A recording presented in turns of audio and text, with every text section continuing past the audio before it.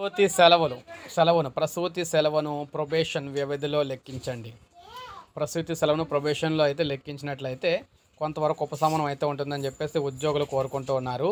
ప్రభుత్వ మహిళా ఉద్యోగులకు మంజూరు చేసిన ప్రసూతి సెలవును ప్రొబేషన్ వ్యవధిలో లెక్కించాలని రాష్ట్ర ప్రభుత్వ ప్రధాన కార్యదర్శి కె విజయానంద్ ఉత్తర్వులు జారీ చేశారు.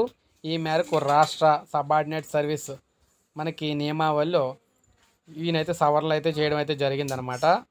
అసలు మరి ప్రసూతి సేవలు అయితే ఇస్తారు, కానీ దాన్ని ఎందులో లెక్కించమంటున్నారంటే ప్రొబేషన్ పీరియడ్లో లెక్కించమంటున్నారు. ప్రొబేషన్ పీరియడ్లో లెక్కించినట్లయితే అవి వాస్తవంగా సర్వీస్లోకి అయితే రావన్నమాట.